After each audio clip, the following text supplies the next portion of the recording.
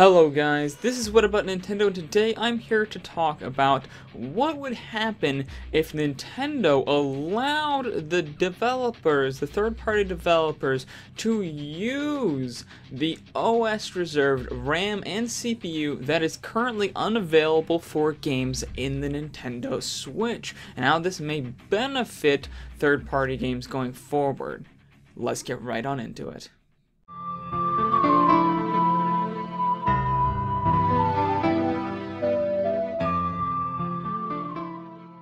So if you don't know, pretty much any system, you got your PC, your Xbox, your PlayStation, your Nintendo system, you know, whatever it is, it's going, if it has an OS, it has a user interface, then it is going to have OS reserved RAM and CPU for that. Your PC has it, you know, everything has it, so it's just going to be that way.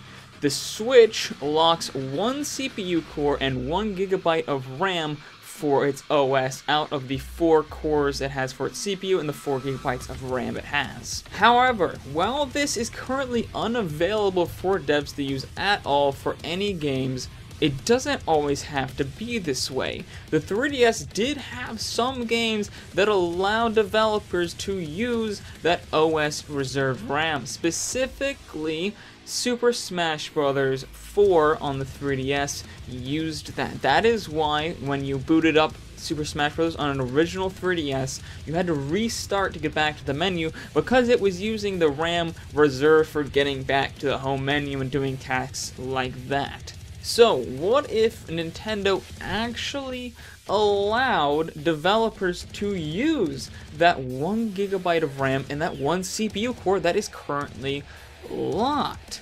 Well, there is a few negative things that could happen. Let's go over that first. Go over the negatives before we go over the positives. This would indeed make it impossible to do things like go into the home menu, use video capture, use photo capture, and maybe even do things like going from TV mode to dock mode or vice versa, as all of these things are handled by this OS reserved hardware.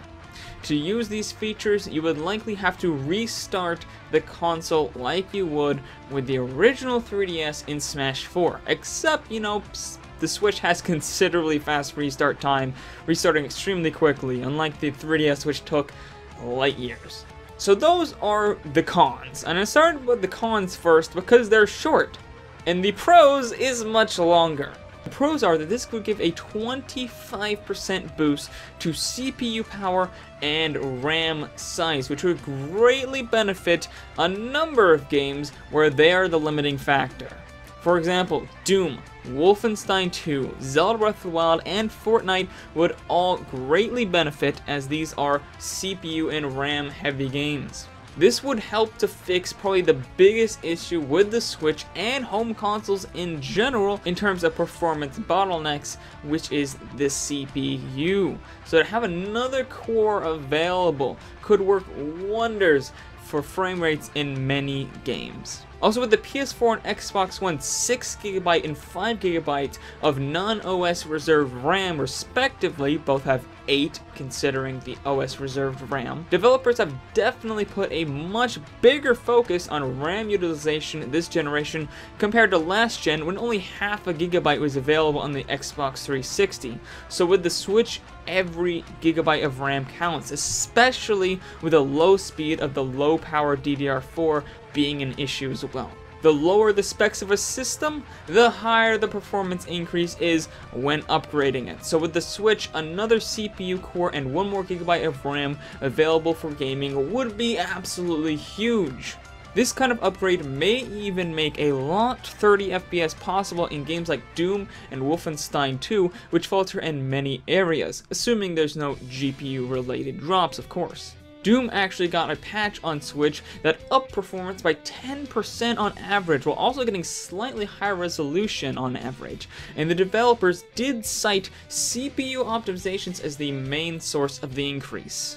I think it would be a great option to allow developers to put in a performance or graphics mode into their games that you could boot up into if you so choose, in order to get better performance and graphics at the cost of the Switch's more convenient features. But yeah, guys, that's just my opinion. Let me know what your opinion of this is in the comments below, and if you think it'd be worth it to get a graphics or performance mode that takes away some of the more convenient features of the Nintendo Switch when you're in that mode.